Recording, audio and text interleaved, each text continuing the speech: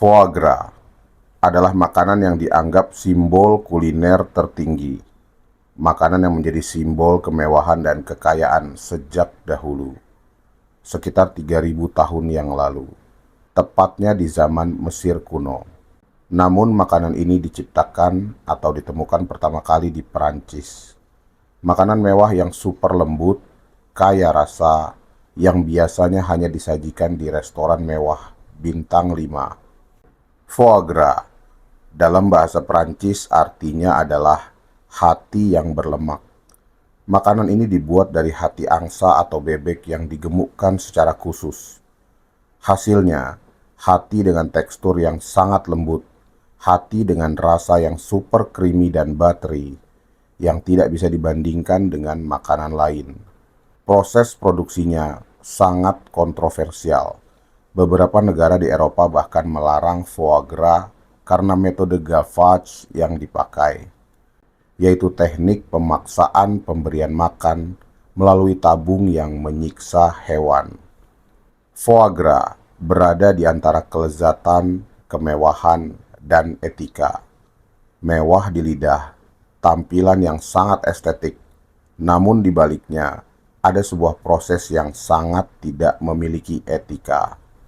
Foie gras, walaupun rasanya sangat nikmat, sangat mewah, dan simbol kejayaan, namun di dalam Islam, makanan ini dihukumi haram. Karena makanan ini berasal dari hewan yang mati karena proses pemaksaan makan atau yang mati pada saat proses penggemukan, bukan mati karena sembelihan yang sesuai dengan syariat. Foie gras adalah makanan yang sejatinya bukanlah simbol kemewahan, melainkan sebuah simbol kebodohan. Makanan ini mahal, mewah, dan diakui sangat lezat, namun percuma karena makanan ini haram, yang mana memakan makanan ini akan memasukkan kita, kaum muslimin, ke dalam neraka. Memakan makanan seperti ini tentu sebuah kebodohan, karena sangat banyak makanan lain yang prosesnya baik, halal, sehat, beretika, yang juga tidak kalah nikmatnya. Tetapi ini bukan tentang foie gras. Ini tentang manusia yang menempuh jalan apapun di dunia untuk kemudian terlihat kaya demi bisa hidup mewah, yang kemudian ini disimbolkan sebagai sebuah kepintaran, keberhasilan, kesuksesan, ataupun kekayaan. Padahal sebaliknya, ini adalah tanda kebodohan, kesesatan, kegagalan, dan kemiskinan yang sebenarnya. Karena kalau sekedar perihal dunia, Allah memberikan dunia kepada siapapun, baik yang Allah cintai maupun yang Allah tidak cintai. Allah pernah berikan kekayaan kepada Raja Namrud, kepada Fir'aun, kepada Korun, dan Allah juga memberikan kekayaan kepada Nabi Sulaiman. Di zaman sekarang, Allah berikan kekayaan kepada para pejabat, para bisnismen, atau para konglomerat, dan yang lainnya.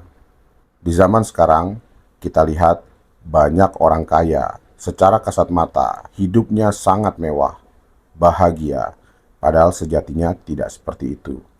Mereka riba, rizwah, menipu orang, mengambil hak orang lain, menzolimi orang lain, hidup dari hutang demi hutang. Sejatinya mereka gagal, rugi, miskin, dan kelak masuk ke dalam neraka. Kekayaan atau kemewahan bukanlah pasti merupakan simbol dari keberhasilan ataupun kesuksesan. Karena kalau sekedar kaya dan mewah, maka Fir'aun atau Korunlah orang yang paling sukses di dunia. Namun nyatanya tidak.